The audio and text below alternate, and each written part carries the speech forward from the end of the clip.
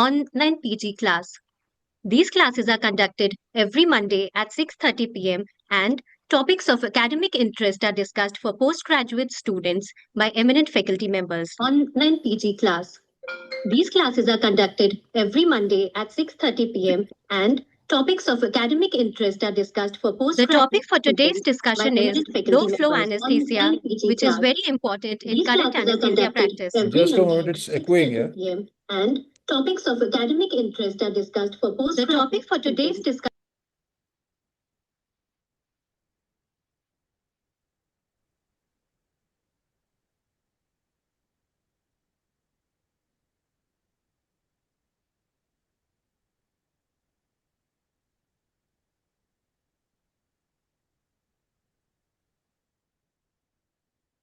Yeah, please continue.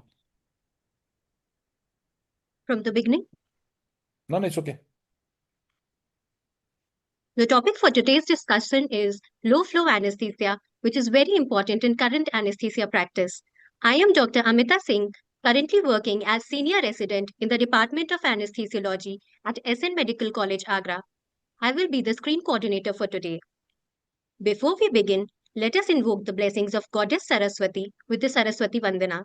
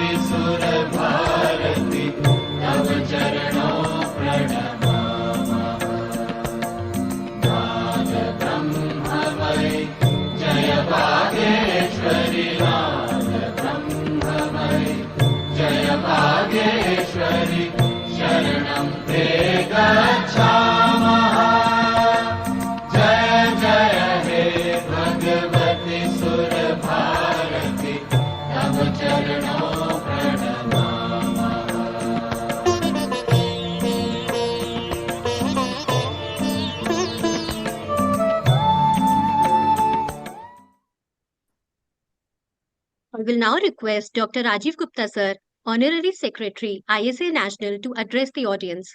Over to you, sir.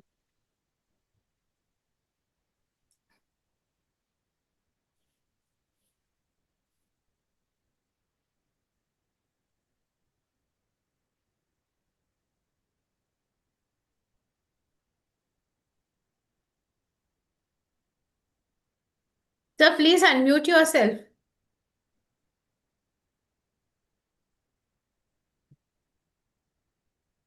Now, can you hear me? Yes. Yeah. Good evening, everyone. Respected dignitaries, faculty members, and all my dear friends. Greetings from ISA National Headquarters.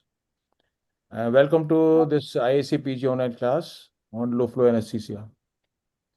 It's a beautiful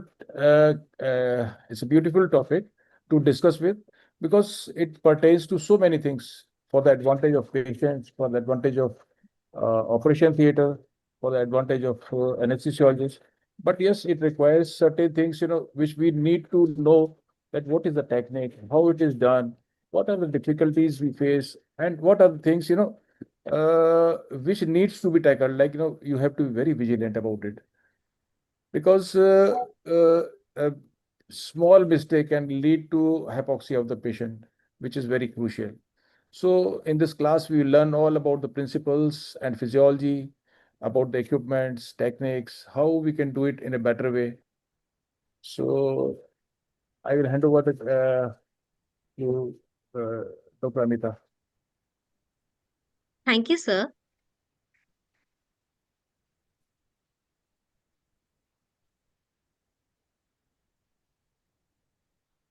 It is my proud privilege to introduce the faculty for today's session.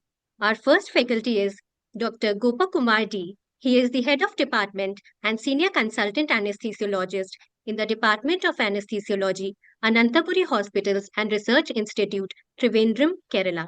He has over 30 years of academic and postgraduate teaching experience with special interest in cardiac anesthesia.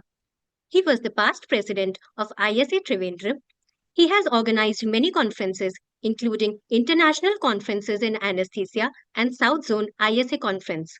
Currently, he is organizing secretary of ISACon National 2026. Our second faculty is Dr. Remya Nitesh. She is junior consultant in Department of Anesthesiology, Anantapuri Hospitals and Research Institute in Trivandrum, Kerala. She has a PG teaching experience of 7 years with special interest in pediatric anesthesia and regional nerve blocks. She was the best outgoing student from Government Medical College, Thiruvananthapuram in the year 2015. And she has a publication on tension pneumothorax and surgical emphysema in a neonate, which was a case report.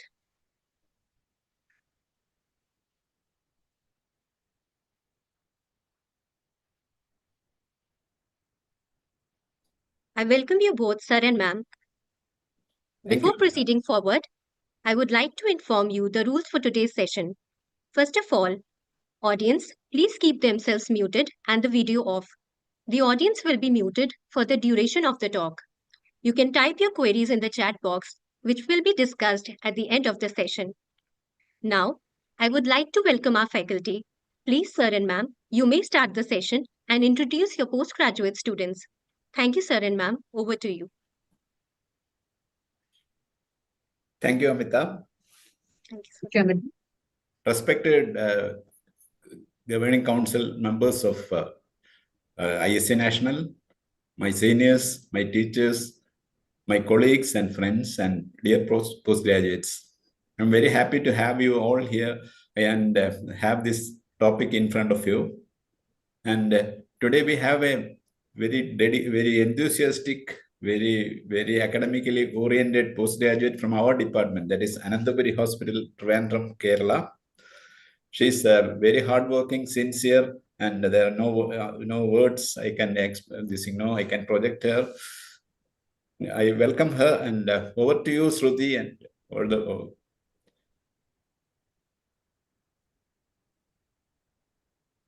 the. Thank you, sir. Good evening, everyone. Respected ISA National Governing Council members, seniors, and colleagues, I thank everyone for this opportunity. So today I am presenting low flow anesthesia. Nice start.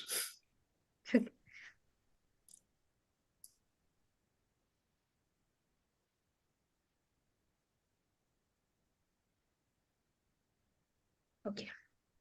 So, evolution of anesthetic technique from era of ether using open drop method through the semi-closed and closed breathing system, the concept of reusing the anesthetic agents in the exhaled gas gained significant attention. Development of modern anesthetic machines, gas analyzer monitors, precision vaporizers, and introduction of more potent volatile agents with minimal uptake are the breakthroughs in encouraging low flow anesthesia. So, coming to the historical landmarks. So, John Snow was the first who told that exhaled anesthetics, chloroform and ether, which when re-inspired lead to prolonged narcotic effect. Waters in the year 1924 introduced to and fro absorption system. Brian Sword in the year 1930 introduced circle breathing system with soda lime canister for closed circuit anesthesia. And Folds was the one in 1952 described the technique for nitrous oxide and oxygen with a gas flow of 1 liter per minute. And in the year 1974, Virtue introduced fresh gas flow of less than 500 ml per minute, which is called minimal flow anesthesia. So before the implementation of low flow anesthesia, everything was complicated with so many mathematical equations and there were no monitors. So it was very difficult to deliver low flow anesthesia during early times. So coming back to the history again, introduction of expensive and explosive agents like cyclopropane since 1933 compelled to minimize the excessive flows. But later came trialing, which was found to be not compatible with soda lime. And then the introduction of potent non-explosive agents like halothane in the year 1954 and plenum vaporizers that performed optimally only with higher flows resulted low flow anesthesia becoming less popular. Although circle systems were available, use of high fresh gas flow became the common practice. So then came the rediscovery of low flows. In the year 1995, Baum and Eitenheld resurrected the low flow anesthesia enthusiasm by stressing on the unquestionable advantages from economic and environmental perspectives. The use of newer volatile agents such as sevoflurane and desflurane becomes more economically acceptable when used with low flow anesthetic techniques.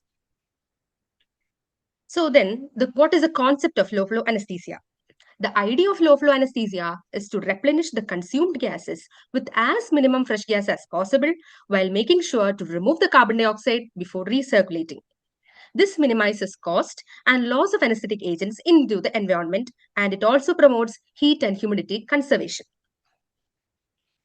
Coming to the definition. Low flow anesthesia has got so many definitions, including the first definition given by Bombs, which states that a rebreathing fraction at least amounting to 50%. But generally, low flow anesthesia is defined as any fresh gas flows rate less than the alveolar ventilation. So that is called low flow anesthesia. Coming to the Baker's modification.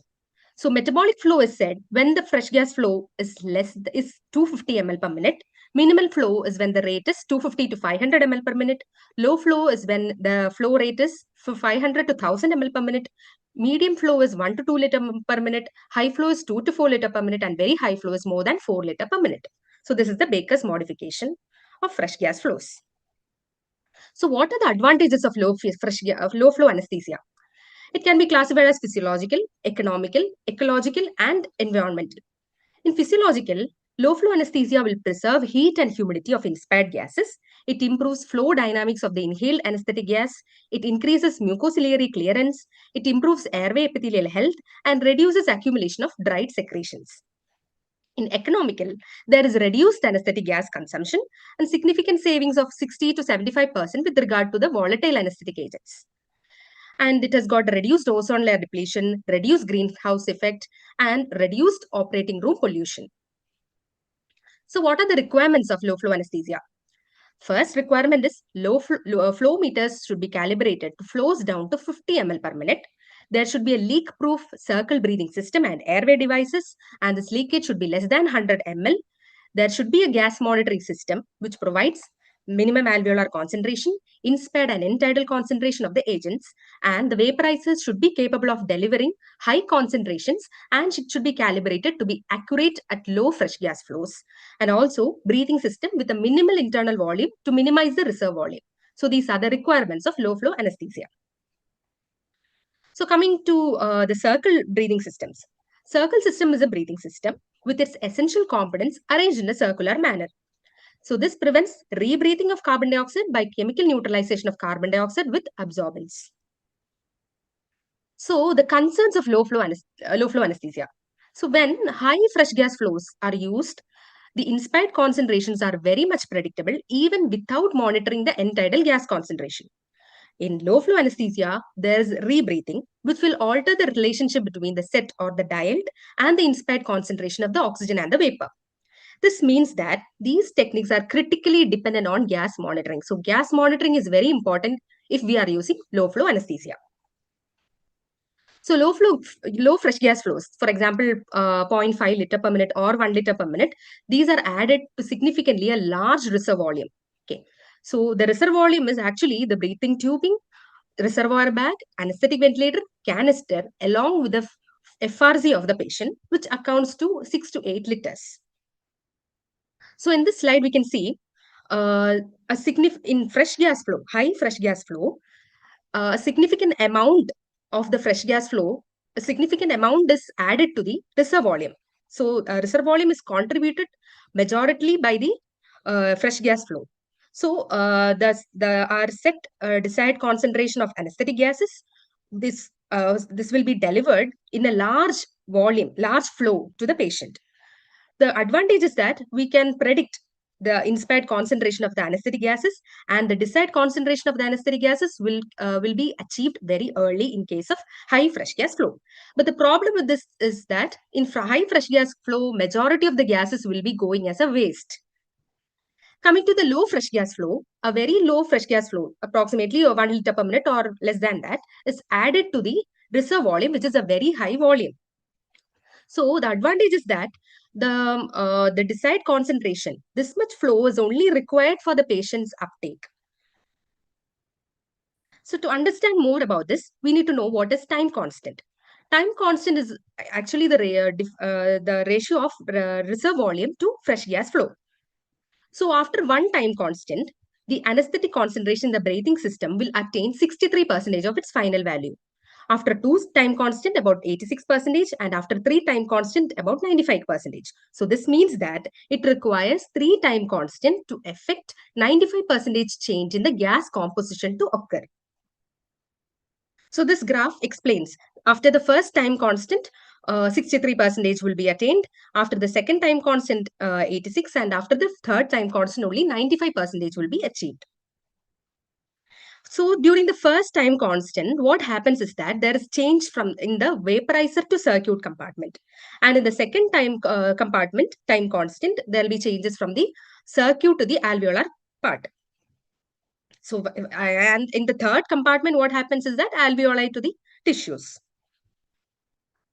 For example, if the fresh gas flow is 6 liter per minute and the reserve volume is 6 liters, so the time constant is derived by 6 liters divided by this 6 liter per minute. So the time constant will be 1 minute. So we know that for 95% change to happen, there should be 3 time constants. So 3 into 1 is 3 minutes. So after 3 minutes, we'll achieve adequate levels. This is in case of high fresh gas flows. But in case of low fresh gas flows, if we take the fresh gas flow as 1 liter per minute, here again, the time constant will be given as 6 divided by 1. So, one time constant will be is equal to 6 minutes. And for 3 time constants to complete, it will take 18 minutes. And next one is differential uptake. So, this effect is particularly important while combining nitrous oxide as carrier gas along with oxygen. So as we all know, uptake of nitrous oxide is high initially, followed by a gross reduction in uptake. So there can be accumulation of nitrous oxide and dilution of oxygen. This can lead to hypoxia. Next, so to prevent this, we should ensure enough oxygen. But we know that pulse oximeters are very less sensitive surrogative monitor for tissue oxygenation. Here comes the role for oxygen analyzer, which analyzes the fraction of inspired oxygen and end-tidal oxygen.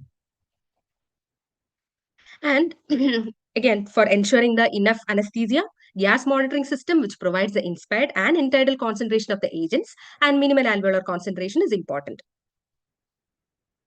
So this long time constant in low fresh gas flows will lead to slow reduction in the concentration of volatile agents during the recovery phase also. So the thing to note is that we have to change over to high fresh gas flows and switch off the vaporizers early, which can accelerate washout of the anesthetic agents. So coming to the calculation of gas uptake by the patient during low flow anesthesia. So total gas uptake is the sum of uptakes of oxygen, nitrous oxide and inhalational agents. So oxygen uptake is by the Brody's formula. During anesthesia, oxygen consumption can be regarded as virtually constant. So by the Brody's formula, oxygen consumption in ml per minute is equal to 10 into body weight in kilogram raised to 3 by 4. For clinical purpose, oxygen consumption can be calculated as 3.5 into body weight in ml per minute. Next, coming to the uptake of nitrous oxide. The uptake is high at the beginning of anesthesia, but it becomes less in the course of time with increased saturation of tissue with gas. So this uptake of nitrous oxide can be calculated using Severinger's formula, which gives 1000 by square root of time in ml per minute, where T is the time since induction. Or also we can say consumption of nitrous oxide is equal to 0.7 into fraction of nitrous oxide into 0.46 into cardiac output divided by square root of time in ml per minute. This is the modification of the Love's formula. Next is uptake of anesthetic inhalational agents. During anesthesia, the uptake of volatile agents decreases as a function of tissue saturation. It is given by the Love's formula. It is given by F into MAC into blood gas partition coefficient into Q divided by square root of time. So F is a fraction of MAC. That lambda Bg is the blood gas partition coefficient. Q is the cardiac output in ml per minute, and T is the time in minutes. So there comes the square root of time rule by Severingo's. So uptake of inhalation agent at any point of time may be estimated as uptake during the first minute of anesthesia divided by the square root of time in minutes. So when we take nitrous oxide uptake in normal adult in the first minute of anesthesia, it can be given by the formula, as I said earlier, 0.7 into F nitrous oxide into 0.46 into Q into divided by square root of T. Or you can substitute the Severingo's formula, that is 1000 divided by square root of T. So in the first minute, the nitrous oxide uptake will be 1000 ml per minute. By 4 minutes, if we substitute this formula, 1000 divided by square root of T, we'll get 1000 by 2. By 9 minutes, it will be 1000 divided by 3, and by 64 minutes, it will be 1000 by 8. Next is uptake of isoflurane in the normal adult in the first minute of anesthesia. By substituting the values in these Love's formula, we'll get in the first minute, we'll get 87 ml. By 4 minutes, uptake will be 87 by 2. By 9 minutes, it will be 87 by 3. By 64 minutes, it is 87 by 8. And coming to sevoflurane, again the same thing. In the first minute, it will be 70 ml. 4 minutes, it will be 70 by 2. 9 minutes, it will be 70 by 3. And by 64 minutes, it will be 70 by 8. Desflurane also. First minute, it will be 146. 4 minutes, it will be, at the end of 4 minutes, it will be 146 by 2. And by 9 minutes, it will be 146 by 3. So, if we are setting, if 1% of an inhalation agent with a fresh gas flow of 5 liter per minute in a high flow anesthesia, the amount of vapor will be delivered will be around 50 ml. That is 5,000 into 1 by 100. That will be 50 ml. To deliver the same 50 ml of vapor with a fresh gas flow of 1 liter per minute, we have to set 5% of the dial so that our vapor deliver will be 50 ml. So that is the meaning of 5 into 1 is equal to 1 into 5. If we are using 5 liter per minute, we have to set the dial at 1%. And if we are using 1 liter per minute flow, you have to set the dial at 5%. So how much gas does the patient take up during anesthesia? So this graph shows in the oxygen uptake will be almost at a constant value. Okay, and coming to the nitrous oxide, the uptake will be highest during induction, which will go on decrease as the tissues get saturated. Same with that of inhalational agent. This graph compares various inhalational agents, halothane, enflurane, isoflurane, sevoflurane, and desflurane. So that in different methods, what happens? So this is in low flow. So low flow, the flow will be at 1 liter per minute. And in minimal flow, the flow will be around 500 to 1 liter per minute. And in closed system, which utilizes the feedback to give the fresh gas flow. So here in closed system, the gas which is fresh gas flow will be equal to the uptake by the patient. So that is in closed system. So it follows the graph. So how do we conduct low flow anesthesia? So as in any usual practice, we'll give pre-medication, pre-oxygenation, and induction. So then next we have to set a desired MAC. So this MAC value needed for adequate anesthesia depth will be MAC for surgical anesthesia, that is 1.3 MAC. As we all know, MAC is additive. So if we are using nitrous oxide and sevoflurane, we'll for attaining a MAC of 1.3, we'll could put a 0.6 MAC for nitrous, 0.7 MAC for sevoflurane, which accounts to 1.3 MAC. For getting 0.6 MAC nitrous oxide, we need to put a percentage of 60% for nitrous oxide, and for 0.7 MAC, 1.4% of sevoflurane. So for 1.3 MAC of sevoflurane, we need 2.6% of sevoflurane, and for 1.3 MAC of desflurane, we need a percentage of 7.8%. So for, there is a large reserve and we are giving a low flow. So with low fresh gas flows, make sure that the end tidal concentration of the inhalational agents are adequate to have an additive MAC of 1.3. So dial up the vaporizer output to match the uptake to have an adequate end tidal concentration. So coming to the conduct again. So we have three phases: initiation, maintenance, and termination. First is initiation of low flow anesthesia. So our objective is to achieve an alveolar concentration of the anesthetic agent that is adequate for producing surgical anesthesia, which is 1.3 mEq. And there can be three methods of achieving desired gas and agent concentration. Either you can use high flows for a short time, or use a pre-filled circuit, or injection of volatile anesthetic into the expiratory limb. So first, use of high flows during initial phase. So this is done to reduce the time constant to bring the circuit concentration to the desired concentration rapidly. This facilitates better denitrogenation and rapid achievement of the desired concentration by counterbalancing the large uptake encountered at the start of anesthesia. By the end of 3 minutes, that is, we are using a 6 liter per minute flow into a volume of 6 liters, time constant is 1. The circuit will be brought to the desired concentration. So at the end of 3 minutes, 3 time constants will be completed. So we'll be reaching a desired concentration. Next is use of pre-fill circuit. Another method is using a different circuit like Magill's for pre-oxygenation. Simultaneously, the circle system is filled with a test lung and the entire circuit is filled with gas mixture of the desired concentration. After tracheal intubation, the patient is connected to the circle system and rapid achievement of the desired concentration in the circuit occurs. The third method is injection of liquid anesthetic agent. So this injection is made through a self-sealing rubber diaphragm covering one limb of the metal T-piece or a sampling port inserted into either expiratory or inspiratory limb. So the usual requirement of the anesthetic agent is around 400 to 500 ml of vapor in first 10 minutes, or in the first minute you will require 40 to 50 ml. So an intermediate injection is given, that is 2 ml of liquid agent is injected in small increments into the expiratory limb of the circuit. Alternatively, continuous infusions can also be given.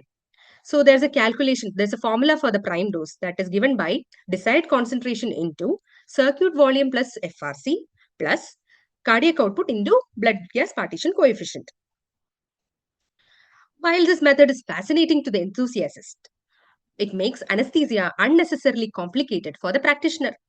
So the vaporizer technique is simpler, more familiar, and acceptable. So you can use all these vaporizers instead of injecting the 2 ml of liquid anesthetic agent in small incremental doses. Next, coming to the maintenance of low flow anesthesia. So first about the low flow anesthesia. So after the high flow, after the initiation part, that is giving high flow for 10 minutes, flow should be reduced to a fresh gas flow of 1 liter per minute. So if you are using oxygen and air, FiO2 should be maintained at 50%. And if you are using oxygen and nitrous oxide, for 500 ml for oxygen and 500 ml for nitrous oxide. Then if you're using isoflurane, it should be dialed to 2%. Sevoflurane should be dialed to 3%. And if you're using desflurane, it should be dialed up to 5%. And if you want the minimal flow anesthesia with nitrous oxide, after 15 minutes, the reduction of fresh gas flow should be to a total of 500 ml per minute. If you are using nitrous oxide, then oxygen should be kept at 300 ml per minute and nitrous oxide at 200 ml per minute, which accounts to 500 ml per minute. And increase the vaporizer setting of isoflurane to 2.5 volume percentage. And if you are using sevoflurane, it should be increased from 3 to 3.5 volume percentage. And if you are using desflurane, it should be increased to from 5 to 7.5 percentage. In all these conditions, monitoring is very important to monitor inspired oxygen concentration with a low alarm threshold of at least 28 to 30%. Then if you are using air, then a reduction of fresh gas flow should be, we know that it should be targeted 500 ml per minute. Oxygen should be kept at 300 ml per minute, air at 200 ml per minute, and increase the vaporizer setting for isoflurane to 5 volume percentage, sevoflurane to 5 volume percentage, and desflurane to 8 volume percentage, since MAC is only provided by the inhalational agents. Monitoring, again, this is also important in monitoring. Inspired oxygen concentration with a low alarm threshold for at least 28 volume percentage. This was of historical importance, that is Gothenburg technique. The first 6 minutes, oxygen at the rate of 1.5 liter per minute, nitrous oxide at 3.5 liter per minute, and after 6 minutes in the maintenance phase, oxygen at the rate of 4 ml per kg per minute, and nitrous oxide should be adjusted to maintain a constant oxygen concentration in the circuit using the oxygen analyzer. So this technique is called Gothenburg technique. Next is the termination of low flow anesthesia. So towards the end of anesthesia, the circuit is opened and a high flow of gas is used to flush out the anesthetic agents, which accelerates the washout of anesthetic gas. But this has the obvious advantage of simplicity, but it will result in wastage of gases. So another method. So one method is increasing the high flows and opening to the circuit. Another method is switching off the vaporizer sufficiently early, that is 10 to 15 minutes before the end of the surgery, and continuing the low fresh gas flows.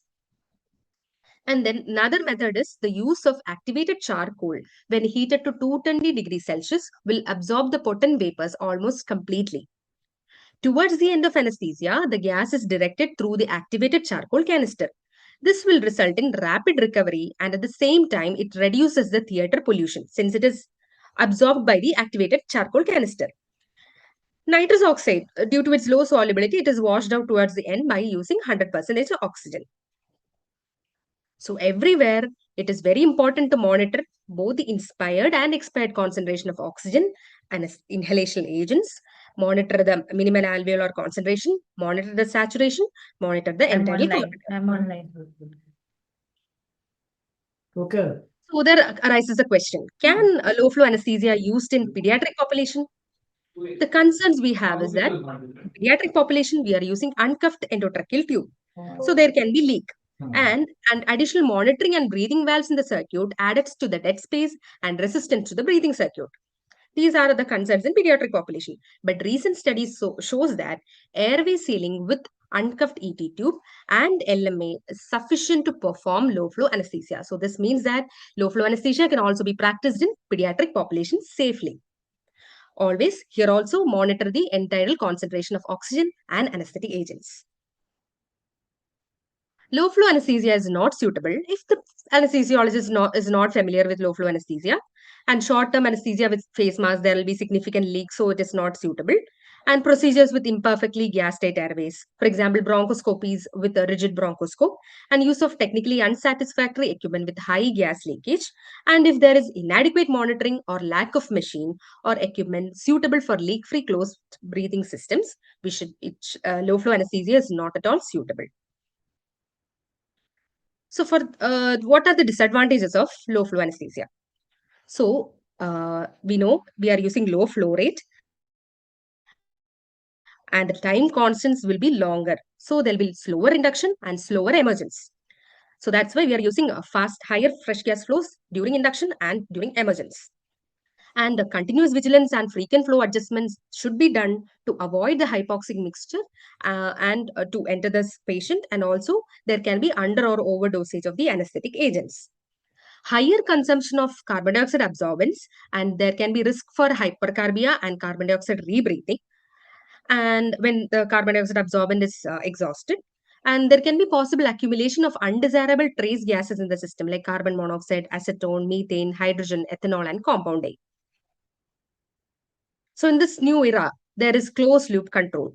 These tools are the most sophisticated and designed to reduce the burden on the provider by automating oxygen and anesthetic delivery while minimizing the fresh gas flow. So this is called automated low flow anesthesia system, alpha. So once the anesthesia professional selects the target concentration for inspired or expired oxygen and expired anesthetic agents, there is algorithms within the system which will continuously seek to minimize the waste while simultaneously ensuring target concentrations are attained in a timely and accurate manner. So the system itself will make algorithms and it will continuously seek to minimize the waste. So the currently available alpha machines include CUs from Dragon, as ACEs from GE, and Flow from Macquarie. So here in alpha, the anesthesiologist will select a target alveolar concentration of the inhaled anesthetic and a target oxygen percentage, either inspired or end expired. Although many anesthesia machines are equipped with circle rebreathing systems, inhalation anesthesia remains frequently performed using relatively high fresh gas flows. The major advantage of rebreathing techniques can be achieved only if the fresh gas flow is reduced to 1 liter per minute or less. Although there are potential risks associated with low flow anesthesia, modern machines meet all the technical requirements for the safe use of low flow techniques if they are used in conjunction with equipment for monitoring inhaled and exhaled gas concentrations. These monitors are already increasingly available and in the near future are likely to become an obligatory safety standards in many countries. So, for both economic and ecological reasons, the use of new inhalation anesthetics with low tissue solubility and low anesthetic potency can be justified only if the efficiency of administration is optimized by using low flow anesthesia techniques. Thank you. It was a wonderful presentation, Shruti. You have covered all the aspects of low flow anesthesia. Thank Can you, you close your slides? sir. Can you close your? Okay. You covered every aspect, right from the history to the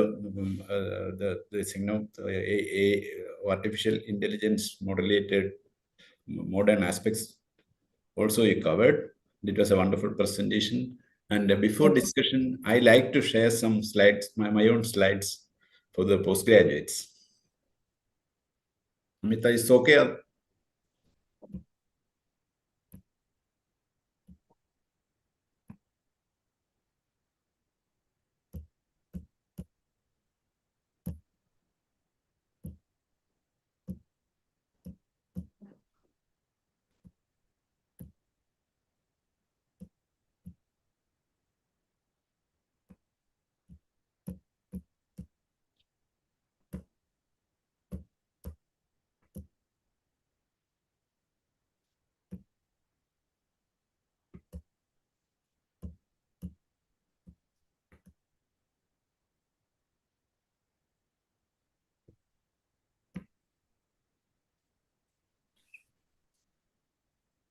You all know that this, we were using before before the 2000 or 1990, most of the hospitals, most of the anesthesiologists were using Bain circuit or similar circuits like Mapleson D, Jackson D, things like that. So Bain circuit is a modification of Mapleson D, you all know. And it is the most ideal breathing system for controlled ventilation.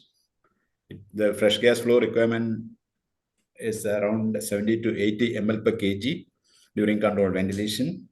And if you calculate it for a 80 kg man, fresh gas flow requirement comes to about 80 into 7 comes to around 6 liters per minute. So during, if you heard all the formulas for the calculation of uptake of inhalation agents from nitrous oxide or isoflurane, sevoflurane, and desflurane, and if you calculate the uptake of inhalation agents during the maintenance phase of anesthesia, the total uptake by the patient, including oxygen and anesthetic gases, is less than 500 ml. So initially the uptake is high, but during the maintenance phase, if you calculate the total, the requirement of oxygen is around 250 ml per minute.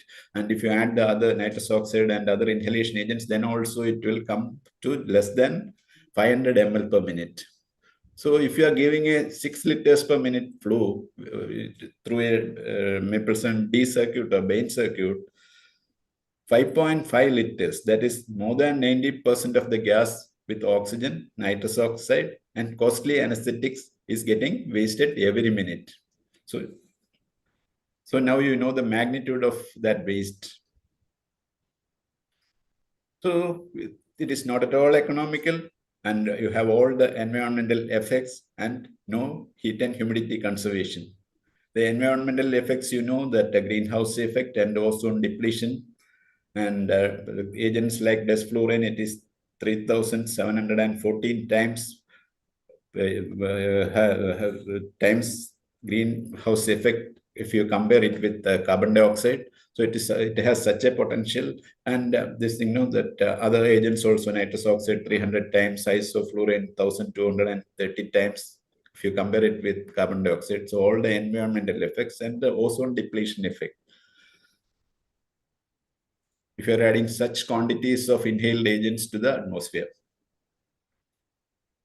And if regarding economy, the consumption of volatile anesthetic, we use the Dion's formula to calculate the consumption of liquid anesthetic.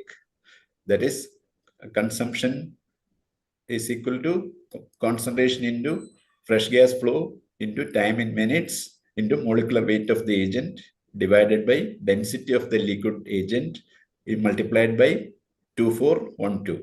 So if you are calculating with this formula, you will get the consumption of volatile anesthetic used during your anesthesia. But what I like to highlight here is, it is the F in the numerator. That is the flow in the numerator. That means if you are calculating the cost for 1 liter per minute flow, it will be 5 times less than the cost of anesthesia if you are using 5 liters flow. So flow comes in the numerator. So for 1 liter flow, the cost will be an amount. If it is A, then for 5 liters flow, it will be 5A. That is, you have to multiply that cost with 5. So flow cost reduces with flow. So whenever you use low flows, you are reducing the cost. Which every liter you are reducing it by that much times the cost is getting reduced. Environmental effects, I highlighted that global warming effects, ozone depletion, and also the workplace exposure, especially to the theater population. The only waste product in the expired gas is carbon dioxide. All other gases can be recycled. After absorbing carbon dioxide, the expired gases can be reused. Then the fresh gas flow requirement will be equal to the oxygen and anesthetic consumed by the patient. You have to replenish only whatever the patient consumed. And if you are absorbing all the carbon dioxide the patient has produced. So this is the Mapleson-D circuit. You all know the fresh gas at the patient end, the corrugated tubing. Then at the other end, it comes the adjustable pressure limiting valve and the bag. I'm modifying that in a different shape. And the same thing, the fresh gas flow tube I have extended. The other side, it is the same, the corrugated tube, the APL valve and the bag. This is a Mapleson-D circuit. I have made the fresh gas flow a bit bigger and corrugated. That is only difference if you compare with the previous one. Here I have added, I told you the only waste product is carbon dioxide. So if you have some facility to absorb the carbon dioxide, that is whatever gas is coming towards the bag APL valve, you are directing it to a carbon dioxide absorber. And after absorbing all the carbon dioxide, you can add the same to the other limb, which is the fresh gas flow from the machine. So the carbon dioxide gets absorbed and all the other costly inhaled agents, nitrous oxide and oxygen, we are recycling. But the problem is, if you squeeze the bag at this point of time, the flow will be on both directions. So you can't predict, it will lead to rebreathing. So what to do? So you are adding 2 unidirectional valve at each limb. That is, inspiratory unidirectional valve in the inspiratory limb and the expiratory unidirectional valve in the expiratory limb. So now this is the classic circle breathing system. All the components are at the ideal position. Fresh gas between the absorber and the inspirator unidirectional valve. There is an expiratory and inspiratory unidirectional valve between the bag and the patient, an absorber to absorb carbon dioxide. And or if you see, read or see this notion and all, this is the ideal position for the fresh gas, the APL valve, the bag, and the unidirectional valve. So now I have modified that Mapleson D circuit into a circle system. So when we used to use Mapleson D circuit, we were using very high flows like this. I told you that around 6 liters per minute. Now with this system, we are absorbing the only waste products, that is the carbon dioxide, and we are recycling all the anesthetic and remaining oxygen after absorption.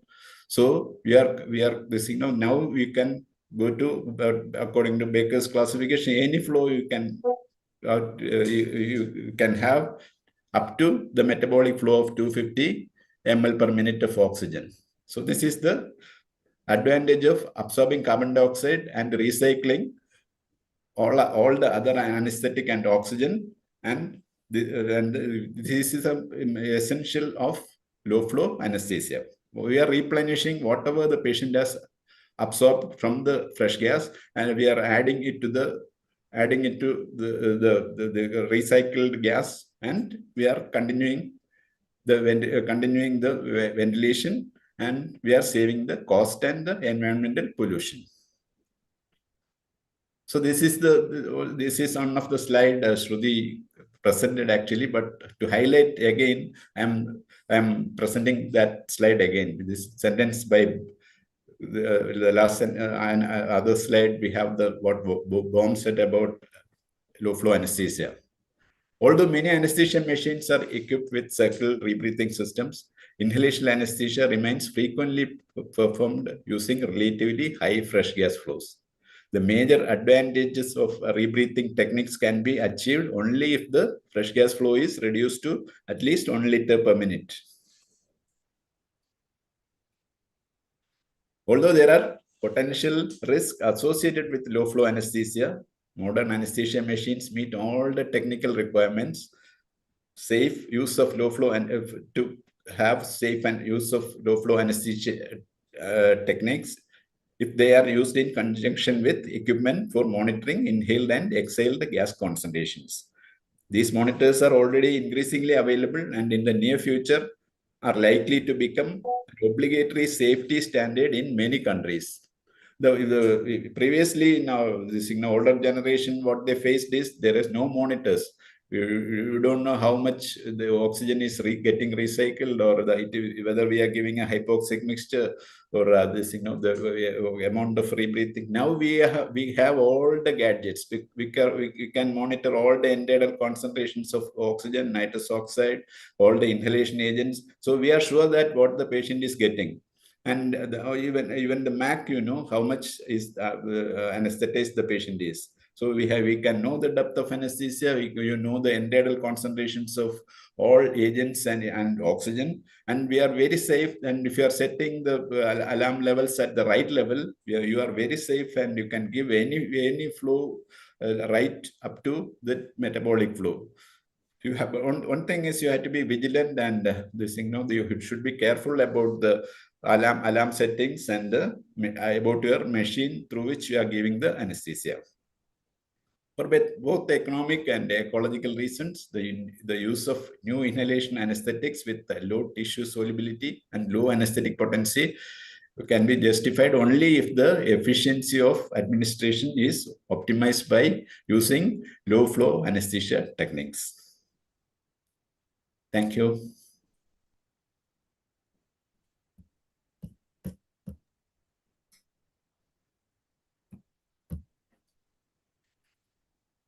Now, any questions we can discuss?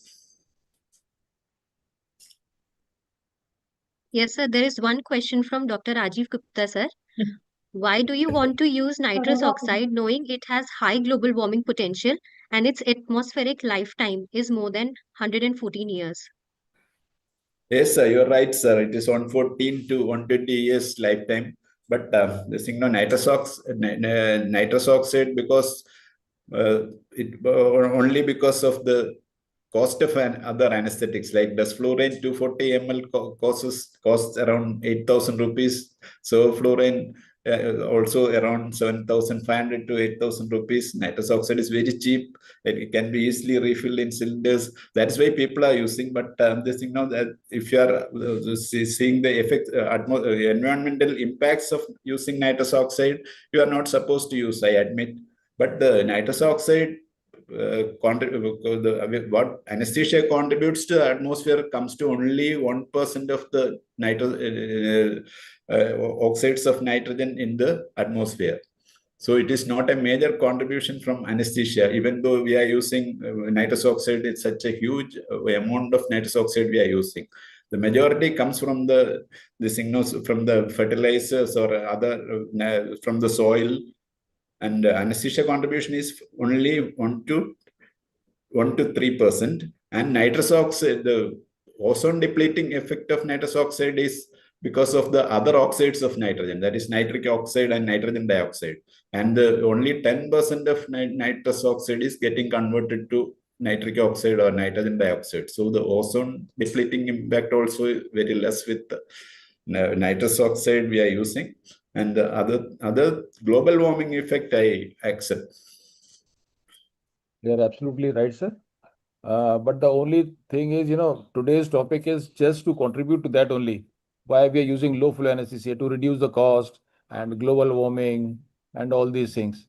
So And in 80 to this context, 90% of, sir, 80 to 90% of the environmental impacts can be reduced by using flows less than 1 liter per minute. yeah, that is right, sir. That is right, right.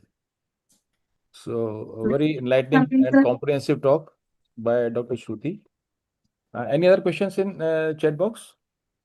Yeah, I No, just sir. want to ask one thing. Dr. M like to say something, I think. Yeah. Okay, okay. Please add. Sir, we can use slow flow anesthesia with and without nitrous oxide, sir. So, if you're not using nitrous oxide, we have to address two things. One is the analgesic effect, which is provided by the nitrous oxide. So, we have to supplement with moderate doses of opioid. Then the hypnotic effect. So, for that, we can increase the MAC percentage by 0.2 to 0.25 percentage. So, in that way, we can conduct low flow anesthesia without nitrous oxide. Right, absolutely right. Dr. Rajiv, shall I ask you one thing? Sure, sir. Continuing to your question, Dr. Gopal said 1 to 3%. I think he has given a very huge number to the anesthesia effect on the gases in the atmosphere. If you ask me honestly, the most of the gases in the atmosphere, ozone layer, they are coming from the all aeroplanes. Yes, These are specular they are because every day the traffic is so much. Compared to that, the anesthesia gases they don't going to deplete the ozone layer at least. The second part is nitrous oxide. I think when you are going to not to use it, you should have at least a very good, a workstation or a very good equipment for anesthesia so that your patient should not suffer just because of the global warming. You are going to give awareness or you're going to give some low analgesia or going to give less anesthesia to the patient. I think those factors should be taken into account when we commit ourselves not to use a nitrous oxide. Being from a developing country, wherever you are labeled as the middle income country in the global arena, and if it's all the things being spread by the high income countries, that we are very much concerned about the global warming, and here comes the big brother Donald Trump, and he has withdrawn from all the organizations for causing the global warming and climatic change. What we are up to, we are just following the footsteps of the the western world, where they think that whatever they are bullying, that these are going global warming, so let's leave these things out. But when your surgical load is 70 to 80% in those setups, where without nitrous oxide it's become difficult, where TIVA TCI is not available, where the resources are not available, I think to justify that, to at least give a better treatment, nitrous oxide still remains a gold standard in those areas. But at least in a good institutions where you have got the TCI TIVA, the alternative, the USG guided regional blocks, I think there you can replace nitrous oxide. But I think the patient priority should be considered first. The global warming, we are not responsible. There are so many specialties they are responsible for global warming. We are just thinking about a medical specialty. There are so many. Everyday fertilizer burning, the stubble burning, then the traffic chaos on the earth. You know, Delhi is the most polluted, the AKI. If you go by that, so what is the contribution of that global warming? So I think we are very, very less as compared to that. Yeah, That's you're my right. take on that. We are not to that extent, but you can always see that there is a, people are hypocritic. They say Diwali से पटाखों से वो global warming हो जाती है, लेकिन जो इतने सालों से war is going on, that is not causing any global warming. So as far as anesthesia is concerned, yes, we have very, very little contribution, but the only thing is we can add a bit to it, whatever we can. So you are right that in setups where all these things are not available, modern machines and all good equipments are not available, they can use nitrous oxide very well.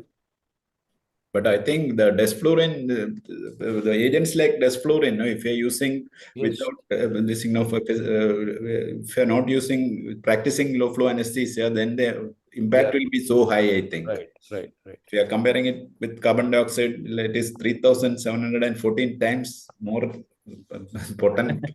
And sir, most important point is when you are using the low flow anesthesia, your equipment, your workstation should be very, very highly calibrated, at least That's to right. gauge any leakage. Because if any leakage is there, I think that is going to cause more catastrophe than advantage of the low flow anesthesia. But the ultimate thing is, sir, that we are monitoring all the end-tidal. If you are monitoring all the end-tidal concentrations of even from oxygen to all the agents, then we are safe. And the modern machines, we can set the targets for that end-tidal concentrations, and then we are. I think we can practice safe low flow anesthesia. Two people have raised their hand, Dr. Madhuri Kurdi ma'am and Dr. Ashish Diwan sir. To speak first. If Rajesh sir wants to speak, I'll let him speak. Yeah. Now this that's what I was there is some inhibition in using low flow anesthesia which has to be overcome.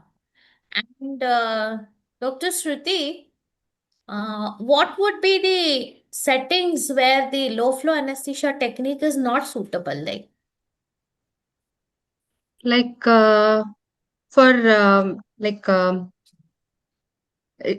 low flow anesthesia, which is Not suitable. suitable. Yeah. Not suitable. Yeah. For short procedures and all, it is not suitable. Excellent. And Correct. Hmm. yeah, and for anesthesia with we are giving a face mask. By Yeah, using face face mask and all, mask. it's not Yes. possible. Yes. And for bronchoscopies where significant leak will be present, that is also not possible. Okay. And the first one which I would say is when the anesthesiologist is not familiar with the technique. Yeah, not familiar As with sir has low flow already, anesthesia. they have already stressed on that. If you're not familiar with it, don't go to use it because it may not be safe. And secondly, the monitoring equipment. If there is If it is also inadequate not monitoring, you don't have a gas analyzer, or you don't have equipment which is suitable for a leak-free closed breathing system, you should not use it. And one more thing is the imperfectly gas. Suppose there is a leak, there is no gas tight airway. Such a procedure you should not use. No? Okay. Actually, I wanted to add that I have seen that in some medical colleges, they have made some theaters as low flow anesthesia theaters. So that the postgraduates get to learn the technique of low flow anesthesia, and those OTs will be equipped with these kind of sophisticated machines and precision vaporizers and monitoring equipment. So I think it is also left to the faculty and the HODs, to encourage low flow anesthesia so that the PGs learn to practice low flow, and these PGs, when they become consultants, they will start using low flow. I think in This is the one near thing I future, like. all these end-tidal monitoring will become mandatory. Yes, sir. So Rajesh, sir, I think sir wants to speak something. Thank you so much, Dr. Madhuri and Dr. Rajiv. And first is about the quality of the workstation, which I entirely agree with Dr. Bajwa, sir. if you two aspects. One is the using nitrous oxide. You must have the facility for air. If you don't have the facility for air, I think even with the best machine, you should not be doing a low flow anesthesia. If you should use nitrous oxide only, because it's never good to use more than 40% FiO2 in most of the time of conductive anesthesia. So that is what I wanted to add.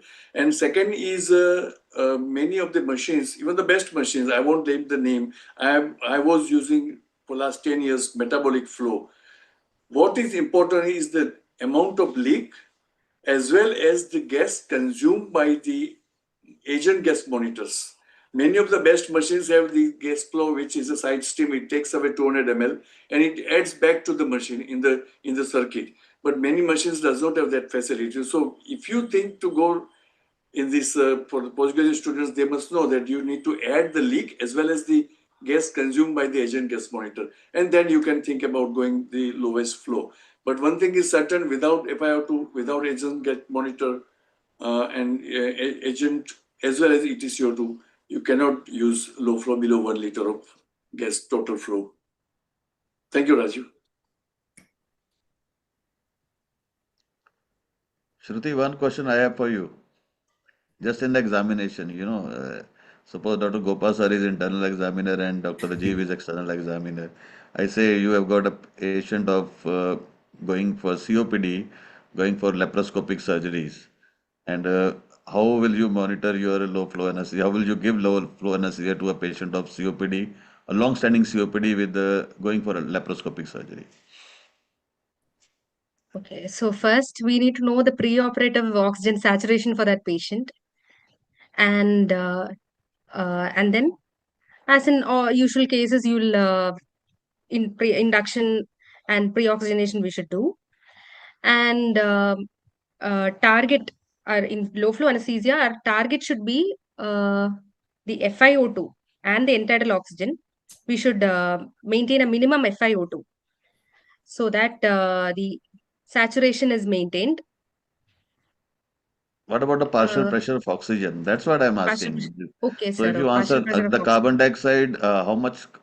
I will give you a hint. How much permissive hypercapnia in a typical patient of COPD, in that which is undergoing a laparoscopy surgery, and how much PO2 you want to maintain in this patient?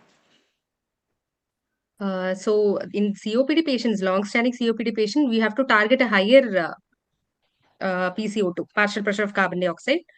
So that'll be approximately 60 to 60 millimeter mercury is normal for a COPD patient.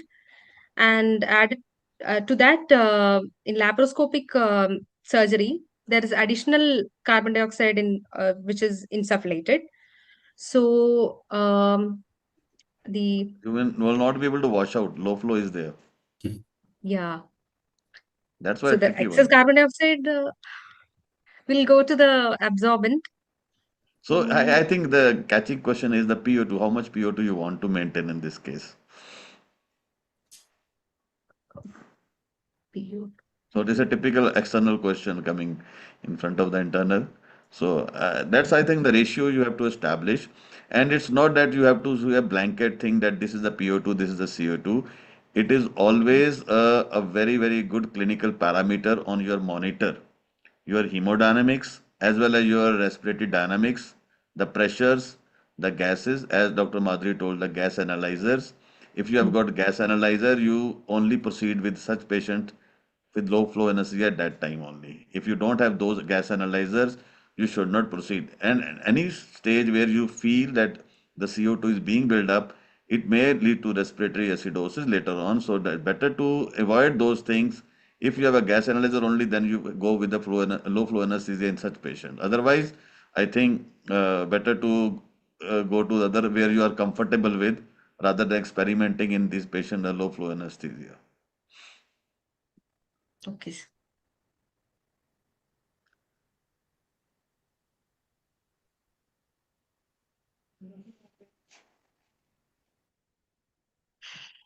Any other questions? Questions and answers?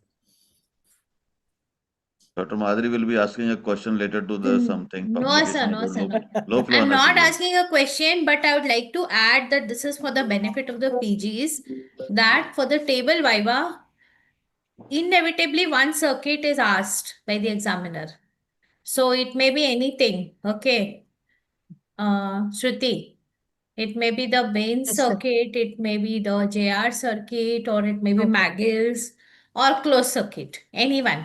Okay. So once usually they'll ask you either to pick up a circuit of your choice and talk on it, or you may be asked to, you may be given a circuit in your hand and asked to speak on it. Okay. And several Okay. questions will be asked to you. So you should know everything about those circuits, breathing Okay. system, circuits, and all. And if the examiner is bored of all the circuits, then they can very much come to low flow anesthesia and the closed circuit. Okay. And Okay. That's a very Dr. important Madhuri topic. should not come as external. Pray Sir, that. no, it depends upon where. So when you have the thing, you should tell everything properly, not jump on. Once you will tell the length, then once you will tell the flow rate, like that, you should tell everything properly. Okay, na? Okay. Goppa sir, I really congratulate you. People have done a wonderful job today for this class. Thank you. And I think this will kickstart for the entire audience also, that we should like to, on behalf of our secretary and editor, we should like to involve everyone in the conference at Trivandrum. Thank you. Thank you very So much, this sir. is just a so you can see the organizing secretary himself being the moderator of the class. So you can very well imagine the atmosphere in the Trivandrum Isakon. It will be one of the best conferences going to happen, and that too around a beach. It's on the beach. The conference, the beach. I think Right, everybody should right, sir. be listening now. Dr. Gopa Kumar is is very generous in giving the early bird to a little bit larger, further date, so that everybody can go to Trivandrum. It's the Requesting best all way. your support, sir, and blessings. Sir, all are with you, sir. Don't worry. Thank you. Sir. So, Dr. Shruti, it was Yes, a sir. very enlightening talk and very comprehensive Yes. about low flow anesthesia. All those questions which were asked by Dr. Bajwa and Dr. Madhuri, these are the questions, not for passing you, for distinction. So, if you answer them, Okay. you get distinction. Yeah. So, don't bother for that. So, Okay. whatever basics you know, try to learn more and more. And icing on cake was Dr. Gopakumar's addition slides and how to go about it. So I'm thankful to sir and the whole team for this wonderful online PG class. Thank you, sir. Thank you, everyone. Thank you very Thank you, much. sir. Thank you very much, sir. Thank you all. Thank you, sir. अरे long live ऐसे कर रहे होते Long मेरे live भाई. ISA. It's the first class after joining the. Long live So ISA. always Long and live vice ISA.